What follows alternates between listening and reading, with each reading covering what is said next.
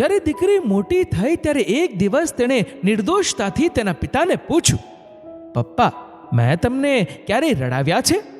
પિતાએ કહ્યું, હા. તેણે ભારે આશ્ચર્ય સાથે પૂછ્યું, ક્યારે? પિતાએ કહ્યું, તે સમયે તું લગભગ 1 વર્ષની હતી અને ઘૂંટણભેર ચાલતી હતી. મેં તારી સામે પૈસા, એક પેન અને રમકડું મૂક્યું, કારણ કે હું એ જોવા માંગતો હતો કે તું 3માંથી કયું પસંદ કરીશ. તારી પસંદગીથી મને ખબર પડે કે મોટી થઈશ ત્યારે તું કોને વધુ મહત્વ આપીશ.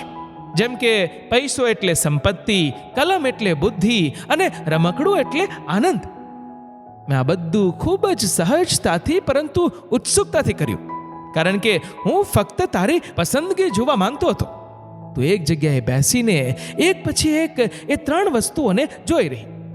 હું એ વસ્તુઓની બીજી બાજુ તારી સામે ચૂપચાપ બેઠો હતો, ફક્ત તારી સામે જોતો હતો. તું તારા ઘૂંટણ અને હાથ પર આગળ વધી.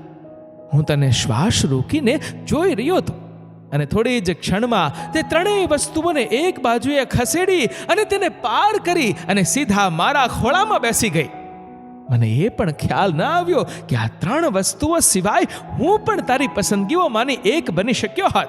ત્યારે તારો 3 વર્ષનો ભાઈ આવ્યો અને પૈસા લઈને ચાલ્યો ગયો. તે પહેલી અને છેલ્લી વાર હતી કે દીકરી, જ્યારે તે મને રડાવ્યો અને ખૂબ રડાવ્યો. દીકરી એ ભગવાને આપેલી સૌથી અમૂલ્ય ભેટ છે. મિત્રો, તમારું આ વિડીયો વિશે શું કહેવું છે? કમેન્ટ જરૂર કરજો.